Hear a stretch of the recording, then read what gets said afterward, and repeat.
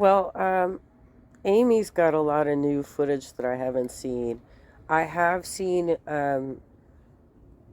this courtroom footage, but the new body cam footage that's been released includes basically the raid of the Frankie home in Springville. I think that's what it is. And it also has body cam footage of the officers locating the two teenage daughters staying with Pam, whatever her name is. She's the president of Connections. I might skip through some of the clips that she puts in of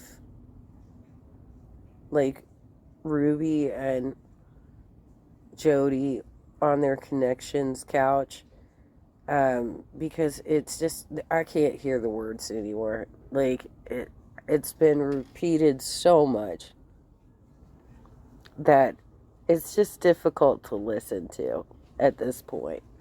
The whole truth and distortion and all the other bullshit buzzwords she was using to brainwash people. But I'm not going to excuse grown-ass adults for believing in, like, I think any normal person listening to what was coming out of Jody's mouth would be like, that sounds crazy. Like, why would you suggest this? All right, let's do it. Hi, my name is Franke. My four younger siblings are living in Springville, and my neighbors have been telling me that they have been left home alone for about 4 or 5 days. So the 911 calls made by Franke regarding her siblings' welfare were shown to be made back in 2022. But these were by far not the only calls being made. I even found a newspaper article, and it was saying that, it was early as 2018 that neighbors were calling, neighbors were telling Sherry of the things that were going on, the fact that her kids were left alone in the home for, weeks on end. Yeah, seriously, if I was an investigator on this case, that would be something I'd be asking about Kevin. And I'd be asking Ruby. And I'd be asking Jody. Did you inform Kevin that you were going to be traveling down to visit Jody, right? And I would cross compare these interrogations to see if they line up. Did you inform him? Was he aware that you were leaving the children alone and had made no arrangements? Is there a reason that you didn't ask Kevin? Or did you ask him to take care of the kids in your absence? But if not, why? And obviously they were too young to be left alone. But also, why'd you tape up the windows? So that people couldn't peek in through the sides of the blinds and stuff. It's very sketchy. This whole story is super sketchy. Had neighbors who were extremely concerned because they honestly thought that one day, kids would be coming out in body bags. It got to a point where obviously the neighbors are going to be quite concerned. There are other things that they've said as well. The general consensus was that, Ruby was not there. Ruby wasn't there at all, and Kevin left, and the older siblings weren't there either, and the little kids were just left for weeks wandering around aimlessly in the neighborhood asking kids to play with them.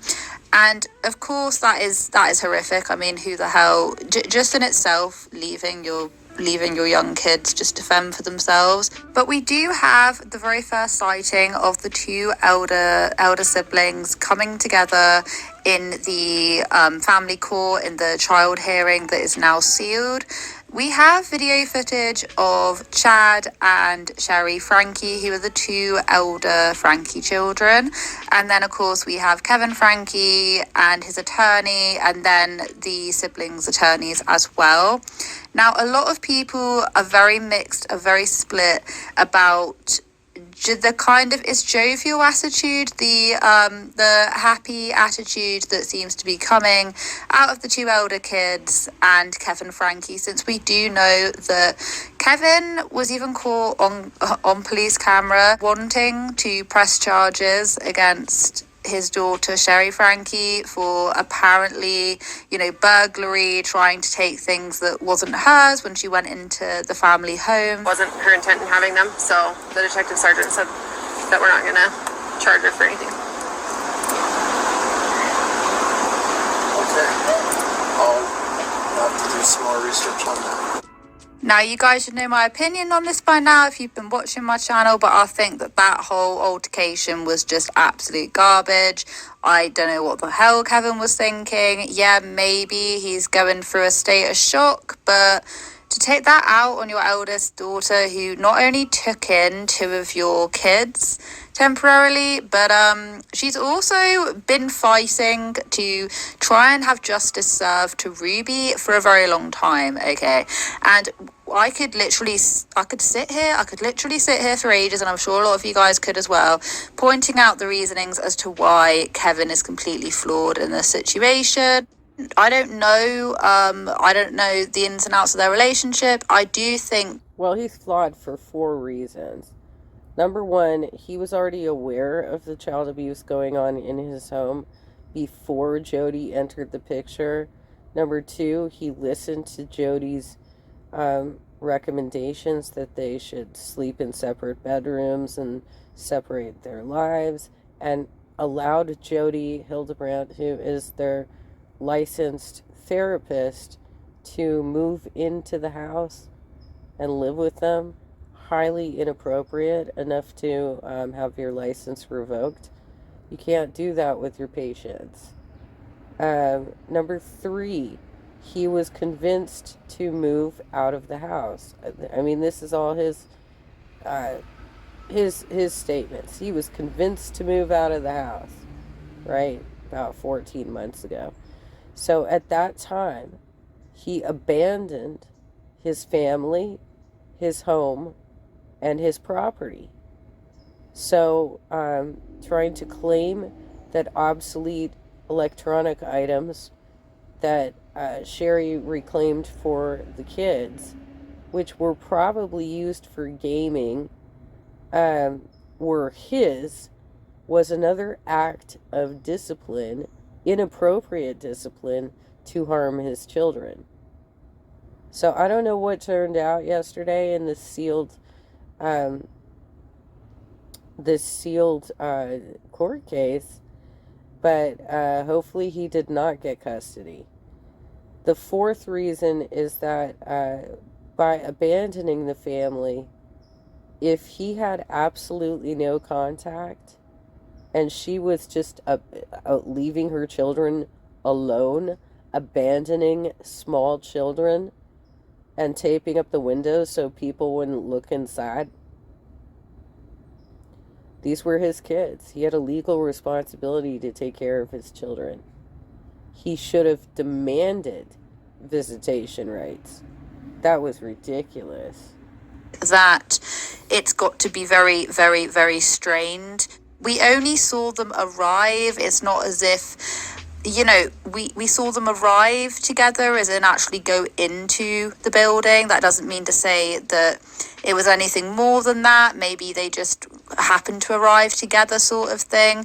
Because we weren't there, it's really, really, really hard to say. You also have to remember that the kind of generational family dynamic that she's going to have with her parents, it's not going to be one that's very easy to understand. And kids who have gone through various forms of abuse and neglect within their parents are going to form difficult relationships.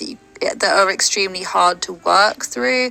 That is, as much as I know, it's not going to be as straightforward as she's going to dislike her dad or anything like that. It's hard to say because I don't know what sort of relationship they had before, but I don't think jumping to the conclusion that, because they were pictured going in together and they were kind of smiling, that there is anything more to it. You just don't know. They may have, since Kevin kind of trying to press charges, they might. Yeah, I would say that this is another indicator that he was a cruel parent as well. And Sherry's just doing the best she can with what she has.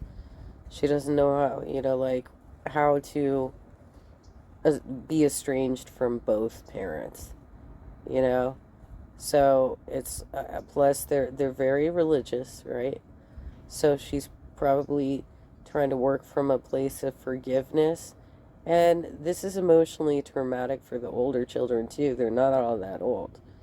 Sherry's 20, and Chad is only 18. So Chad probably felt more inadequate to deal with this situation than Sherry, because he had also been targeted. The boys were targeted more than the girls. I mean, Eve obviously was targeted because she was the smallest and most vulnerable. But the boys were certainly targeted, and Chad is the son that was sent away to a wilderness camp for struggling youth, right? And also was forced to sleep on a beanbag chair in the living room for 7 months after he returned from the wilderness camp. Might be trying to smooth things out, as Kevin Frankie's attorney does say. It's really hard to tell, and I don't think, we're never going to really know based off of a few video clips or some pictures. And that's just my own personal opinion. Cameras were rolling when Kevin Franke, his 2 adult children, and their attorneys arrived here, and then when they left. They declined to comment as they walked by. And before we move on to the whole police actually swarming Ruby Frankie's house to try and find the 2 missing children, I just want to say that, of course, they're not going to comment.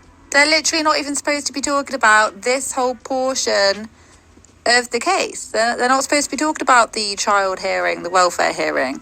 So I don't know why reporters are still trying to get information out of it. Just let it simmer. You don't need to know about what is happening with these children. That is just all I wanted to say. Now, moving on to the next part, which is kind of the main overriding point of this video, the part where the police quite literally swarm Ruby Frankie's house trying to find the 2 missing children. Now, of course, they found the 2 who were malnourished and etc., in Jody Hildebrandt's house, in Jody Hildebrandt's residence.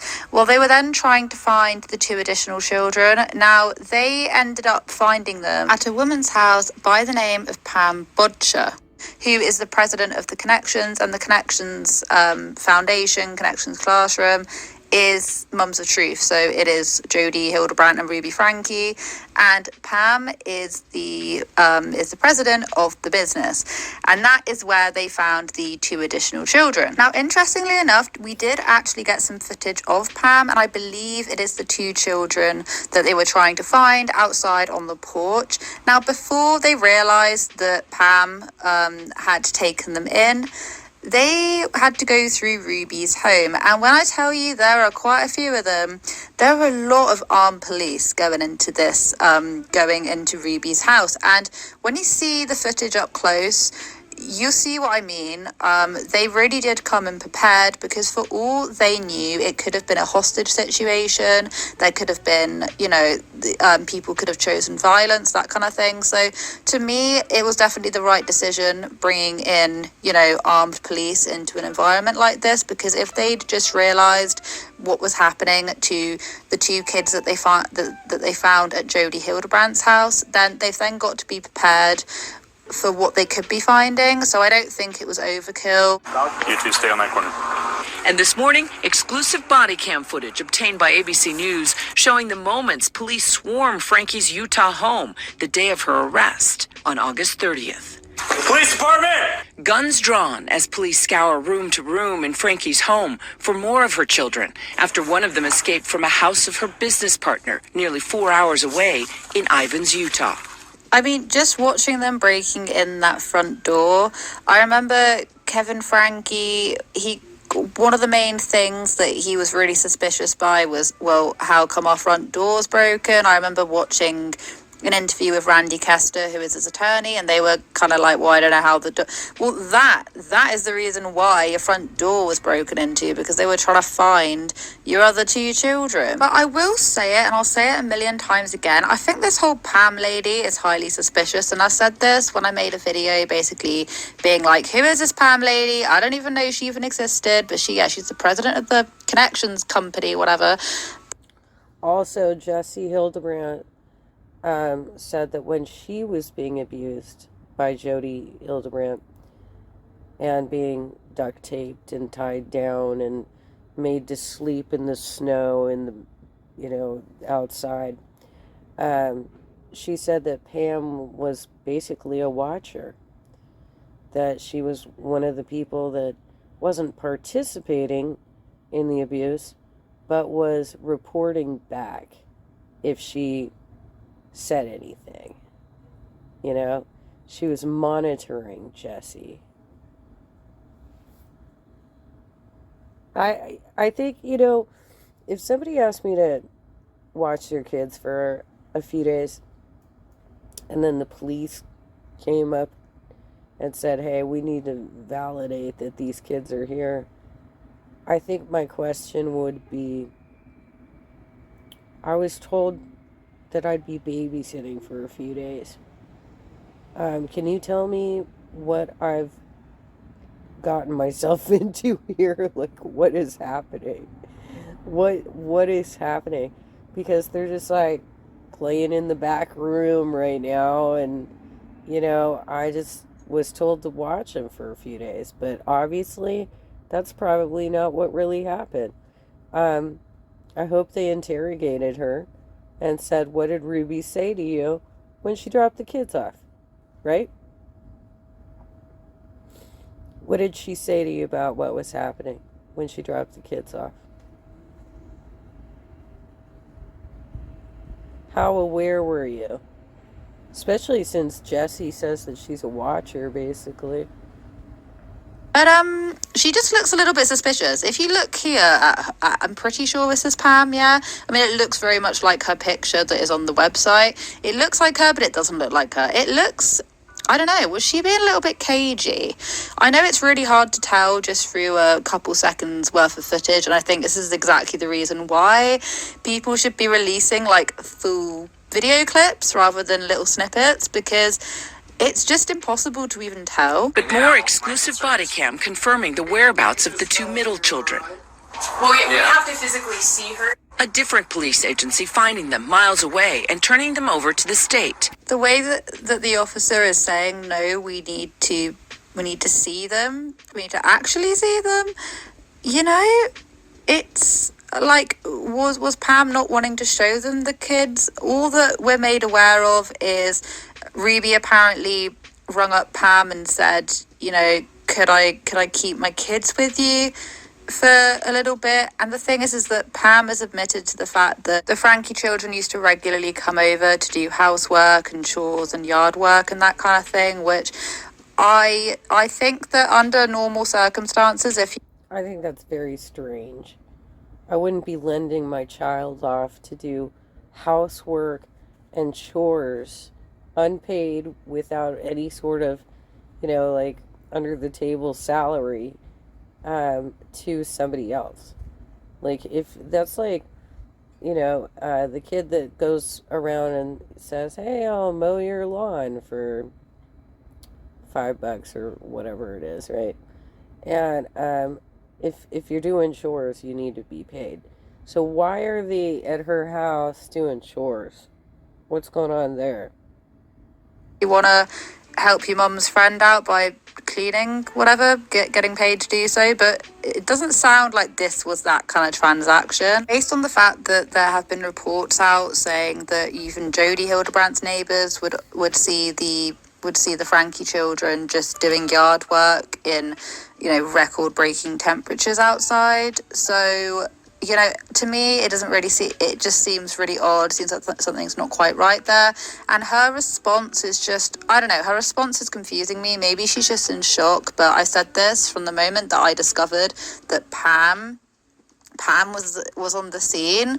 She's also Jodie Hildebrandt's best friend, and she has been for a long time. And Jessie Hildebrandt, who is the niece of Jodie Hildebrandt, even they said that, they knew about the abuse that was going on with Jodie and Jessie, as in Jodie being abusive towards Jessie, extremely abusive. Pam knew about this, so I side-eye her completely, and this reaction that she had to the police turning up and wanting to see the kids just makes me question her even more. So just to add my closing thoughts onto everything we have talked about in this video, I think that Chad, i.e. the oldest boy, I think that it's great that they're also wanting to get involved, because up until this point we haven't heard from them.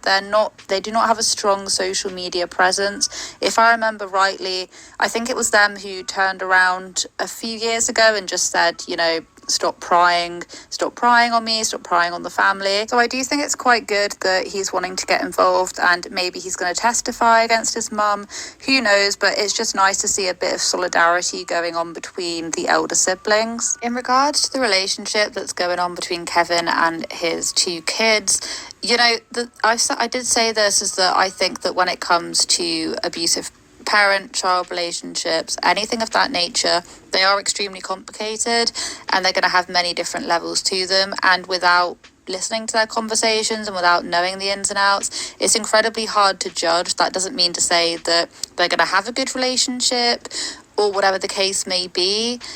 Like I say, when abuse between a parent and child does come into it, and abuse can form in many different ways,